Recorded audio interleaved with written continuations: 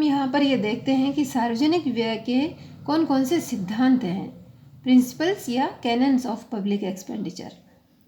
तो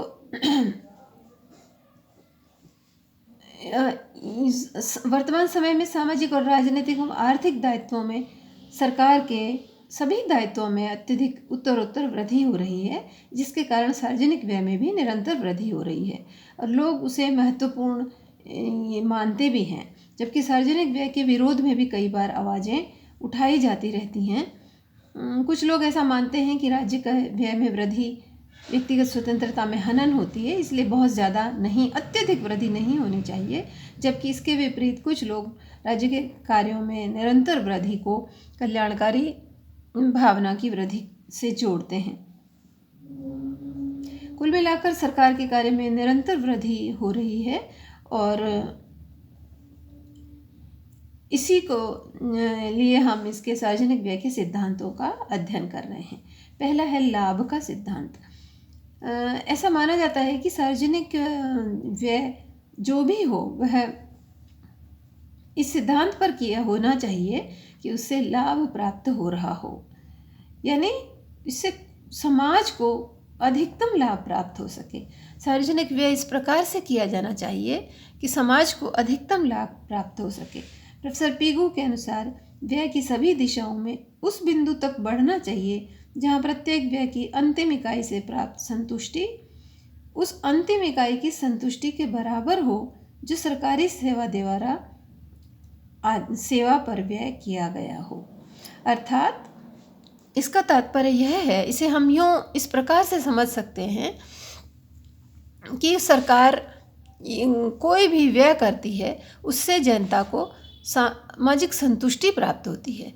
दूसरी तरफ सरकार उसके लिए जो टैक्स का कलेक्शन करती है, तो यदि वह इतनी भी मात्रा में कलेक्ट करे पर उससे त्याग की भावना महसूस होती है, तो टैक्स की प्रत्येक इकाई से व्यक्तियों को त्याग की भावना महसूस होती है और दूसरी तरफ सार्वजनिक व्यय से संतुष्टि प्राप्त होती है।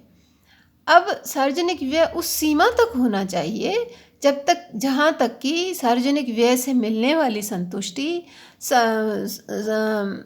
कर से उपजने वाले असंतोष के बराबर ना हो जाए।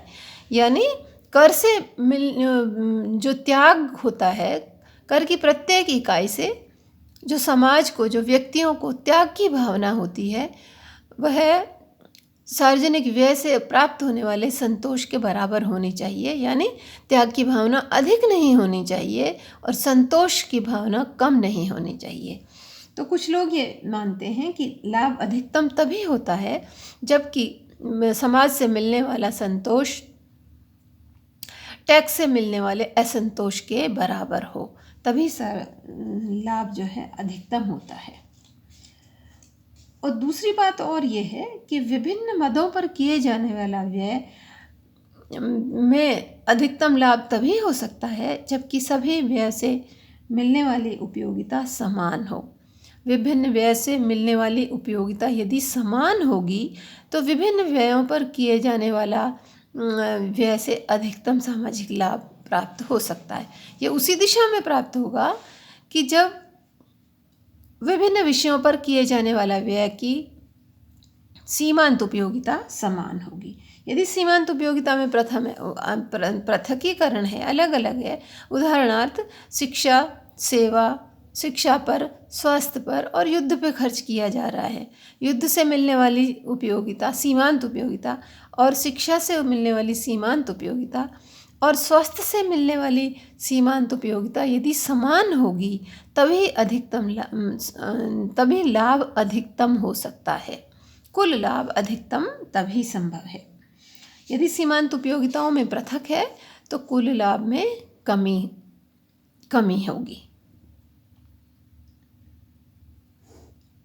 अब यह है कि सार्वजनिक व्यय के लाभ सिद्धांत की पूर्ति तभी संभव है जब व्यय समाज के अधिकाधिक लाभ के लिए प्राथमिकताओं के अनुसार हो। दूसरा, देश के उत्पादन और राष्ट्रीय आय में वृद्धि हो। तीसरा, उत्पादन का न्यायोचित एवं समान वितरण हो। चौथा, देश की आर्थिक अस्थिरता तथा उच्चावचनों पर नियंत्रण हो। पांचवा, भावी पीढ़ी का भविष्य उज्जवल बन सके तथा पूर्ण रोजगार की स्थापना संभव हो सके। इसी प्रकार प्रोफेसर शिराज ने कहा है कि सार्वजनिक व्यय अन्य बातों के समान रहने पर इस ढंग से किया जाना चाहिए कि समाज को महत्वपूर्ण लाभ प्राप्त होता रहे, ताकि उत्पादन में वृद्धि हो और विदेशी आक्रमणों से सुरक्षा हो और आंतरिक व्यवस्था बनी रहे, ताकि आर्थिक असमानताएं कम हो सके। अब दूसरा हमारा सिद्धांत है मितव्ययता का सिद्धांत। सार्वजनिक व्यय में मितव्ययता का आशय यह है कि सार्वजनिक आय के अपव्यय को रोका जाए, यानी सार्वजनिक आय का अपव्यय न हो, जो खर्च की जाए वह उचित प्रकार से किया जाए। व्यय उन्हीं मदों पर किया जाए जिन पर व्यय करने की आवश्यकता है, और व्यय उतनी ही मात्रा में किया जाए जितनी मात्रा में ज़रूरत है। व्यय उसी समय किया जाए जब उसकी सर्वाधिक आवश्यकता है, और व्यय की देखभाल करना उससे व्यय का सदुपयोग हो। संक्षेप में हम कह सकते हैं कि किसी मद की आवश्यकता से अधिक खर्च नहीं होना चाहिए।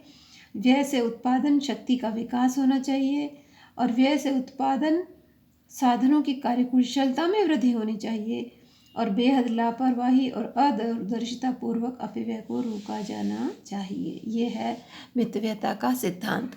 अब तीसरा सिद्धांत है स्वीकृति का सिद्धांत, कैनन्स ऑफ सैंक्शंस। स्वीकृति या अनुमोदन का सिद्धांत का अर्थ यह है कि सार्वजनिक आय का कोई भी भाग सक्षम अधिकारी की अनुमति के बिना व्यय नहीं किया जाना चाहिए। प्रजातांत्रिक देशों में व्यय का अनुमोदन करने वाली अंतिम और सर्वोच्च सत्ता संसद या विधानसभा होती है, और प्रत्येक विभाग व्यय हेतु अपने संबंधित मंत्रालय से अपने उच्च अफसर की स्वीकृति प्राप्त करता है, और इस नियम का पालन करने से व्यय में प्राथमिकता, सामाजिक लाभ, मितव्ययता लाई जा सकती है और अपव्यय को रोका जा सकता है।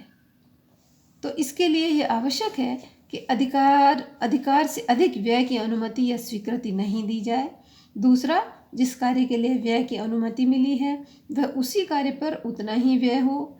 तीसरा, जिस कार्य के लिए ऋण केवल उन्हीं मदों पर खर्च होना चाहिए जिनके लिए प्राप्त किए गए हों। चौथा, स्वीकृति से अधिक व्यय नहीं हो। पांचवा, व्यय की गई समस्त राशियों के हिसाब किताब का उचित अंकेक्षण होना चाहिए, ताकि व्यय में आर्थिक अधिकारों का अनुचित उपयोग व उल्लंघन न हो सके। और छठा, व्यय अनुमोदन में इतनी देर नहीं होनी चाहिए कि उस व्यय की आवश्यकता ही समाप्त हो जाए। ये नियम हैं कुछ स्वीकृति के सिद्धांत के। अब है चौथा, आधिक्य एवं बचत का सिद्धांत। इस सिद्धांत का आशय यह है कि सरकारी बजट एवं घाटों को दूर करना तथा आय व्यय में इस प्रकार से संतुलन बैठाना कि घाटे दूर हो सके और बचत प्राप्त हो सके। इसके लिए फंडले शिराज ने यह कहा है कि सार्वजनिक अधिकारियों को अपनी आय की प्राप्ति व व्यय की सामान्य नागरिकों के समान करना चाहिए। व्यक्तिगत व्यय के समान संतुलित बजट की सामान्य नीति का अनुसरण करना चाहिए। यद्यपि व्यक्तिगत व्यय के अनुसार सार्वजनिक व्यय नहीं होता, क्योंकि घाटे के बजट इसमें बनाए जाते हैं यदि आवश्यक खर्च करना है तो। लेकिन यदि बहुत लंबे समय के लिए घाटे के बजट बनाए जाएं तो वह सरकार के लिए उचित नहीं होते। इसलिए इनमें एक संतुलन की कायम करने की आवश्यकता है। बहुत अधिक घाटे के बजट भी ना हो और विकास कार्य को बाधित भी ना किया जाए। आवश्यकता हो तो घाटे के बजट के द्वारा विकास कार्य किया जाना आवश्यक है। इसलिए इनमें एक आवश्यक संतुलन की आवश्यकता है। अब है लोच का सिद्धांत, यानी कैनन ऑफ इलास्टिसिटी। इस सिद्धांत के अनुसार सार्वजनिक आय में बिना सामाजिक हितों को क्षति पहुंचाए समयानुसार परिवर्तन का गुण होना चाहिए। अर्थात देश की परिस्थिति में परिवर्तन के साथ साथ लोक व्यय में भी परिवर्तन होना आवश्यक है। जैसे व्यय में वृद्धि करना तो सरल है, लेकिन कमी करने में कठिनाई आती है। इसलिए लोचता का गुण यह कहता है कि किसी खर्च को सीधा कम न करके धीरे धीरे कम किया जाना चाहिए, ताकि जनता में असंतोष न हो। अब है उत्पादकता का सिद्धांत, कैनन ऑफ प्रोडक्टिविटी। इस सिद्धांत के अनुसार सार्वजनिक व्यय ऐसे होने चाहिए जिससे उत्पादन शक्ति और उत्पादन कुशलता में वृद्धि हो। देश में नए नए उद्योगों की स्थापना, रोजगार के अवसरों में वृद्धि हो, आर्थिक सुदृढ़ता से उत्पादन को प्रोत्साहन मिले और प्राचीन अर्थशास्त्र सुरक्षा, शांति व्यवस्था और सामाजिक सेवाओं पर होने वाले व्यय को यद्यपि अनुत्पादक मानते थे, लेकिन फिर भी इन पर खर्च किया जाना भी आवश्यक होता है और इनमें एक संतुलन होना ज़रूरी है। और कैनन के शब्दों में, कोई भी आधुनिक राष्ट्र सामाजिक और सार्वजनिक सेवाओं में वृद्धि किए बिना अपने वर्तमान स्वरूप और बहुमुखी जीवन स्तर को उपलब्ध नहीं कर सकता है, इसलिए उनमें खर्च करना भी आवश्यक है।